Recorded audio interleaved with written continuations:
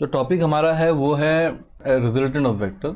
This is a very important topic. Resultant of vector का मतलब होता है जब हमारे पास नंबर ऑफ वेक्टर्स हैं, दो या फिर you can have more than 2 vectors also. तो अगर हम उन सारे वेक्टर्स को कंबाइन करते हैं, उनका जो रिजल्टेंट इफेक्ट है वो क्या होगा, राइट? तो रिजल्टेंट का मतलब होता है जब हमारे पास नंबर ऑफ वेक्टर्स हैं तो सारे के सारे वेक्टर्स को एक सिंगल रिजल्टेंट वेक्टर में एक्सप्रेस करना। तो रिजल्टेंट ऑफ वेक्टर होता है it is a single vector which represents the combined effect of number of vectors acting together. तो ये सिंपल स्टेटमेंट है कि जब नंबर ऑफ वेक्टर्स एक साथ एक्ट करते हैं तो उनका जो कंबाइंड इफेक्ट है उसको जो रिप्रेजेंट करता है उसको हम कहते हैं रिजल्टेंट वेक्टर। जैसे एग्जांपल लेता हूं मैं, तो मेरे पास मान लीजिए कि मेरे पास बहुत सारे वेक्टर्स हैं। जैसे हमारे पास ये वेक्टर है, वेक्टर ए बार है, ये वेक्टर हो गया हमारा वेक्टर बी बार, ये वेक्टर सी बार हो गया, ये वेक्टर डी बार हो गया। तो आप देख लीजिए यहाँ पर 4 वेक्टर है। I have taken 4 vectors. अगर ये इन चारों वेक्टर्स का कंबाइंड इफेक्ट मानते हैं हमको, ये सिंगल वेक्टर आर बार से मिल रहा है, तो इसका मतलब हो गया कि ये जो आर बार है ये इनका रिजल्टेंट वेक्टर है। इसका मतलब हो गया कि दोनों इक्वलेंट हैं, दोनों बराबर है ना? तो ये दोनों सिस्टम बराबर हो गए। मतलब इनका ये जो 4 वेक्टर्स दिया था मैंने, 4 नंबर ऑफ वेक्टर्स, इनका जो कंबाइंड इफेक्ट है सिंगल वेक्टर रिप्रेजेंट कर रहा है, ठीक है? तो that is called as the resultant vector. Okay, कभी भी हमको अगर रिजल्टेंट वेक्टर निकालना होता है तो एक चीज ध्यान देना है आपको इसमें, अगर हमको रिजल्टेंट वेक्टर निकालना है तो हमें क्या निकालना पड़ता है, उसका ये हमारा रिजल्टेंट वेक्टर मानते हैं। तो रिजल्टेंट वेक्टर निकालना है मतलब हमें इसका मैग्नीट्यूड निकालना है, मतलब लेंथ निकालनी है। रिजल्टेंट वेक्टर का लेंथ निकालते हैं और साथ में उसका डायरेक्शन भी निकालते हैं, ये एंगल थीटा निकालते हैं। Okay, so basically resultant vector जो हमारा है वो आर है और हमें निकालना है उसका मैग्नीट्यूड मतलब लेंथ निकालना है, और सेकेंड उसका डायरेक्शन निकालना होता है हमको। तो डायरेक्शन मतलब उसका एंगल निकालना है कि भाई एक्स एक्सिस से कितना एंगल है, ये एंगल एक्स थीटा, ये हमारा जो है एक्स एक्सिस है। तो with respect to X axis उसका एंगल कितना है वो निकाल लेंगे तो उसका डायरेक्शन मिल जाएगा हमको, ठीक है? तो हमेशा ध्यान देना, कभी भी कोई वेक्टर रहेगा, नंबर ऑफ वेक्टर्स रहेंगे तो उनका जो कंबाइंड इफेक्ट होगा वो होगा resultant vector. This is the resultant vector and we want to find the magnitude of resultant and the direction of resultant, magnitude and direction of resultant vector. So this is the concept of resultant vector. तो कोई पूछता है कि भाई resultant vector क्या होता है, तो हम सिंपल कहेंगे कि भाई जहां पर नंबर ऑफ वेक्टर्स साथ में काम कर रहे हैं, एक्ट कर रहे हैं, तो उनका एक कंबाइंड इफेक्ट जो कि एक सिंगल वेक्टर से रिप्रेजेंट होता है, उसे हम कहते हैं resultant vector. Okay, now the question comes, there are 2 possibilities of finding out resultant vector. इसमें केस 1 ले लेते हैं। इसमें केस 1 है कि 2 वेक्टर्स रहेंगे, तो resultant of 2 vectors. Okay, when there are 2 vectors acting, so in that case what is the resultant vector? Okay, so let's find out that. Case 1 में हम खाली 2 वेक्टर से डील करेंगे। तो पहला कंडीशन हम यूज करते हैं, जो फर्स्ट लॉ हम यूज करते हैं उसको बोलते हैं law of parallelogram of vectors. Okay, this is a very simple law. Basically law of parallelogram of vectors क्या कहता है, जैसे हमारे पास एक पैरेललोग्राम है, मानते हैं ये पॉइंट है ए, ये पॉइंट है बी, ये पॉइंट है सी, इसको सी बोलता हूँ और इसको डी बोलता हूँ, ठीक है? According to law of parallelogram of vectors, कि अगर 2 वेक्टर, मानते हैं हमारा जो 2 वेक्टर है ये ए बी बार है एक और दूसरा ए सी बार है, ठीक है? तो ये दोनों अगर 2 वेक्टर हमारे पास हैं तो जो इनका रिजल्टेंट होगा वो होगा डायगोनल। वो क्या होगा, पैरेललोग्राम का डायगोनल हो जाएगा, राइट, लाइक दिस। तो what is law of parallelogram of vectors, कि अगर किसी पैरेललोग्राम का 2 एडजेसेंट साइड वो 2 वेक्टर को रिप्रेजेंट करता है, मानते हैं ये वेक्टर हमारा है पी बार, ये वेक्टर ए बी बार जो है इसको पी बोलता हूँ, चलिए, है ना, और ये हमारा है क्यू बार। तो अगर 2 एडजेसेंट साइड्स जो हैं 2 वेक्टर को रिप्रेजेंट करते हैं, पी बार और क्यू बार, ठीक है, सच दैट उनका कॉमन इनिशियल पॉइंट सेम होना चाहिए। दिख रहा है, ए पॉइंट सेम है, दोनों का जो स्टार्टिंग पॉइंट है सेम है और both are going away from the starting point, है ना। When 2 adjacent sides of parallelogram represents 2 vector, then their diagonal represents the resultant. Then diagonal of parallelogram represents the resultant. ठीक है, this is called as law of parallelogram of vector. If 2 adjacent sides of a parallelogram represents 2 vectors, then the diagonal of parallelogram will represents the resultant of 2 vectors. Okay, so अगर यहाँ पर ध्यान से देखें हम, तो मैग्नीट्यूड ऑफ रिजल्टेंट मतलब क्या हो जाएगा, मॉड ऑफ आर ना, लेकिन जो मॉड ऑफ आर है that is the length AD, yes और नो? देखिए इन दोनों के बीच का एंगल हम मानते हैं कि थीटा है, दोनों वेक्टर के बीच का एंगल कितना है, थीटा, ठीक है।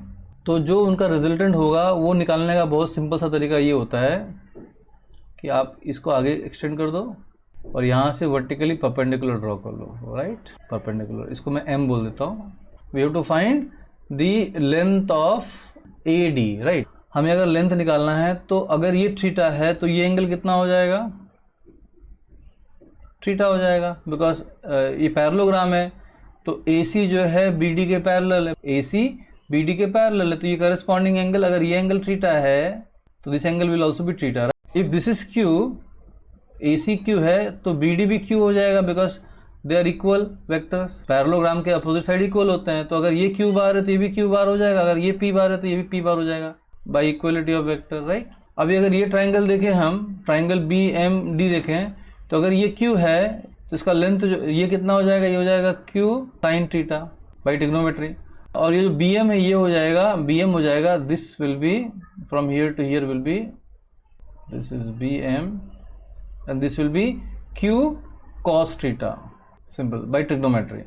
Okay, so in triangle BMD, this is 90 degree, so in triangle BMD this will be Q sin theta।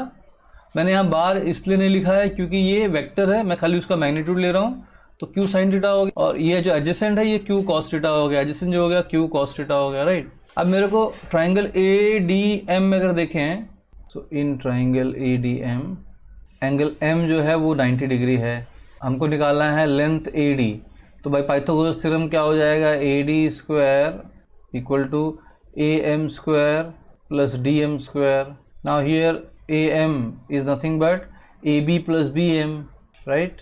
DM will be as it is, DM हमारा ऐसे रह जाएगा, ठीक है। अब A plus B the whole square होता है A square plus 2AB plus B square, right. ये हो जाएगा AB square plus 2 times AB times BM plus BM square. ये पहला जो पहला जो ब्रैकेट है उसका एक्सपेंशन ये मिल गया, plus DM square as it is. Now if you see here carefully, this BM square plus DM square, if you see here in geometry, this BM square which is this and DM is vertical, so BM plus DM square is, this is going to be BD square, and BD is nothing but what, BD is basically Q, right। तो वो हम बाद में देखते हैं, तो ये BD square हो जाएगा। दूसरा हमारा जो BM है, ये BM जो है बेसिकली ये है Q cos थीटा, राइट। तो हम लोग अब जब लिखेंगे यहाँ पर सिंप्लीफाई करेंगे इसको, तो ये आ जाएगा हमारा देयरफॉर कंटिन्यूएशन में आ जाएगा AB हमारा है AB इक्वल टू P, ये मेरा P स्क्वायर हो जाएगा। तो AB square is P square, now plus 2AB, so 2 times AB is again P and BM is Q cos theta, right. Now BM square plus DM square is BD square, but BD is nothing but what, Q square. So instead of BD square, I'll write Q square. So AD square is going to be this, and if I want to find only AD, I will have to take square root on other side. So it will be like this. This will be like this. Okay.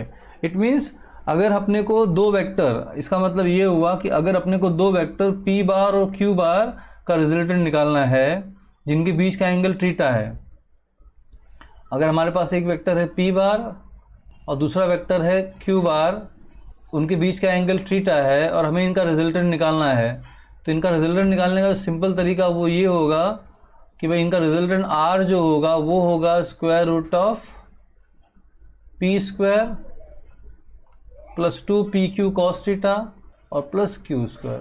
तो ये particular expression use करके हम कभी भी दो vector का resultant निकाल सकते हैं जिनका हमको मैग्नीट्यूड दिया हुआ है और उनके बीच का एंगल दिया हुआ है। So this is the outcome of this whole exercise.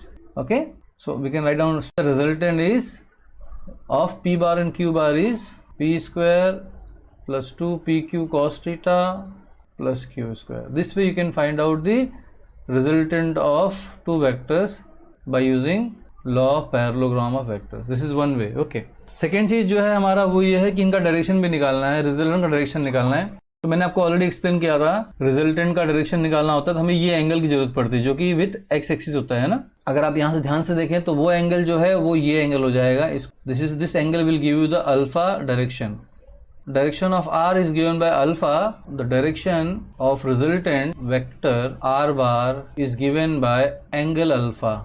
So how to get the angle? So now if you see here, if you take triangle ADM, तो in triangle ADM angle M is 90 degree. तो यहाँ पर जो angle M 90 degree है, अगर ये triangle ADM लेता हूँ मैं, मुझे अल्फा निकालना है, तो I can say tan alpha would be, तो अपोजिट साइड जो है वो DM है, DM is the opposite side, और जो एडजेसेंट साइड है वो AM है.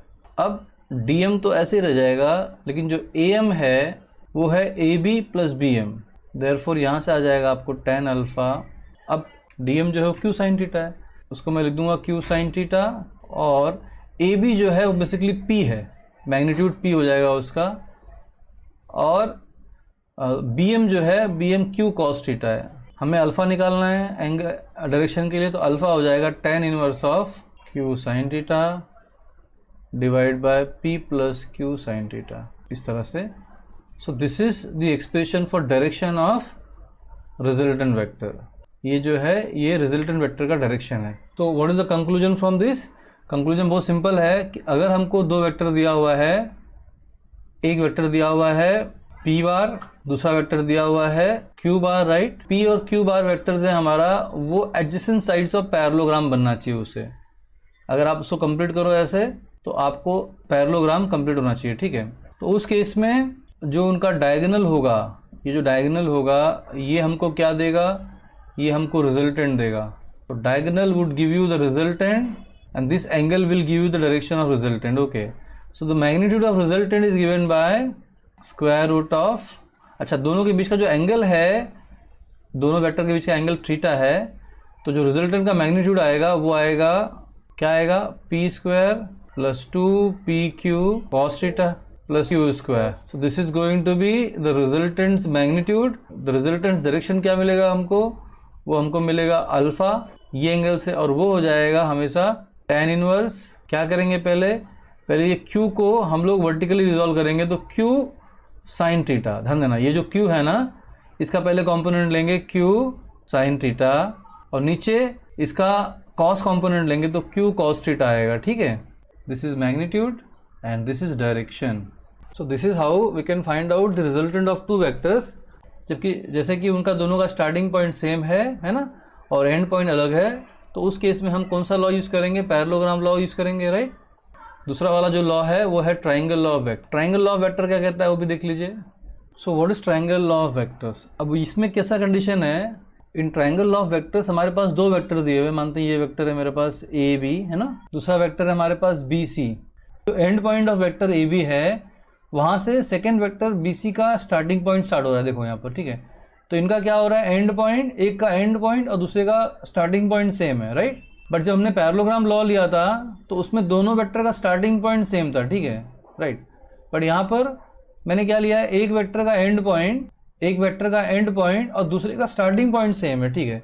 तो अगर ऐसा केस बनेगा, तो अगर हम उसको बनाएंगे तो पूरा एक ट्राइंगल बन जाएगा, राइट. अगर यही वेक्टर हमारा, ये वाला वेक्टर मान लो, अगर ये वेक्टर मेरा यहाँ आ जाए तो ये पैरेललोग्राम हो जाएगा, राइट. क्योंकि ये वेक्टर यहाँ पर नहीं है, यहाँ पर है, तो ये क्या है? ये ट्राइंगल बना रहा है. क्या बना रहा है? ट्राइंगल, ठीक है.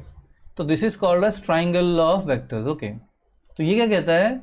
If two adjacent sides of triangle represents two vector, then the third side represents the another resultant vector. ये क्या कहता है कि अगर ट्राइंगल के दो एडजेसेंट साइड्स दो वेक्टर को रिप्रेजेंट करते हैं, अगर ट्राइंगल के दो एडजेसेंट साइड्स दो वेक्टर्स को रिप्रेजेंट करते हैं, let me call this vector as P बार और ये वेक्टर मेरा Q बार है, तो ट्राइंगल के दो एडजेसेंट साइड दो वेक्टर को रिप्रेजेंट करते हैं, जो थर्ड साइड होगा वो उसके रिजल्टेंट को रिप्रेजेंट करेगा. This is called as the, यहाँ पर ध्यान देना है, ऑर्डर का मतलब ये है कि सपोज आपने ये AB और BC का ऑर्डर ऐसा है, देखो AB ऐसे आ रहा है और ऐसा कंप्लीट होके BC बन रहा है, बराबर ना. This is the order of AB and BC. Then the resultant जो रहेगा उसका ऑर्डर रिवर्स में रहेगा, मतलब ऐसा ना रह के ये ऑर्डर रहेगा. मतलब अगर इनका एंटी क्लॉकवाइज है तो उनका क्लॉकवाइज रहेगा, रिजल्टेंट का क्लॉकवाइज रहेगा, ठीक है. The order of resultant is always opposite to the order of two vectors. This is a very important point. The order of resultant is opposite to the order of given vector. तो इफ AB plus BC bar है तो उसका resultant हो जाएगा R bar, that is AC bar. Okay, so you can write down here if you want, you can write down like that AB bar plus BC bar, AB bar plus BC bar equal to AC bar, and the AC bar is the resultant. ये जो AC bar है यही हमारा क्या है, resultant vector है. Okay, right. This is how we do. Okay, therefore we can write down P bar plus Q bar equal to R bar. इसमें हमको कुछ डिराइव नहीं करना है, बस खाली आपको ये याद रखना है कि sum of two adjacent vector is the third vector. हाँ, एग्जांपल लेता हूँ मैं आपको दिखाने के लिए.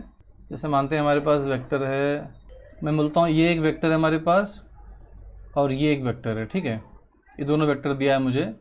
सो लेट मी से दिस वेक्टर इज L है, ये M है और ये पॉइंट N है. ठीक है, अगर मुझे ये ट्राइंगल में क्या लगाना है, ट्राइंगल लॉ लगाना है. ठीक है, तो I can write down here straight away LM plus MN, LM bar, okay, plus adjacent is what now, L to M and then from M to N, okay, M to N, and that is same as what in the reverse order L to N, right. So वो जो एक order बना है ना वो close करना पड़ेगा. तो ये आपका रिजल्टेंट हो गया. This is the resultant. I hope it is clear. We will do some question based on this also, but this is how we can apply. Let me give one more example to you just to make it more clear. Let me call this point as point A, this point as point B, this point as point C, this point as point D. Okay, so if you take this example, so this was example 1 we have done. Let me take example 2. Now if you see this particular case, AB bar, then we have BC bar. So AB bar plus BC bar, we can say it is equal to what, AC bar, right. AB bar plus BC bar equal to AC bar. And now suppose you take CD bar, so AC bar plus CD bar equal to what, AD bar. So here you can say, from here I can write AB bar, यहाँ से AB bar plus BC bar. अगर मैं AB और BC को add करूँगा एक particular order में, तो रिवर्स ऑर्डर में क्या हो जाएगा, इक्वल टू हो जाएगा AC bar, है ना. उसी प्रकार मैं AC बार और CD बार को ऐड करूंगा, AC बार और CD बार को ऐड करता हूँ तो रिवर्स ऑर्डर में AD बार हो जाएगा. तो यहाँ से अगर आप ध्यान से देखें तो AB प्लस BC क्या था, AC था. तो मैं AC के बदले में AB प्लस BC लिख सकता हूँ. तो यहाँ से मुझे मिल जाएगा AB प्लस BC, बच गया यहाँ पर CD, तो plus CD bar equal to AD bar. तो इस तरह से जो ट्राइंगल लॉ है which talks about two sides, हम लोग 3 साइड्स का भी निकाल सकते हैं. अभी यहाँ पर क्या हो गया हमारे पास, ध्यान से देखें तो हमारे पास क्या हो गया, AB bar this plus BC bar plus CD bar equal to what, equal to हमारे को मिल गया AD बार. मतलब instead of writing triangle law for 2 sides, I have extended the concept for more than 2 sides. मैं बस 4 side के लिए भी मैंने एक लॉ प्रोड्यूस कर दिया. This is called as polygon law. इसको हम कहते हैं पॉलीगॉन लॉ. तो जो ट्राइंगल लॉ है अगर उसको एक्सटेंड करें तो हमको पॉलीगॉन के लिए भी अप्लाई कर सकते हैं आप.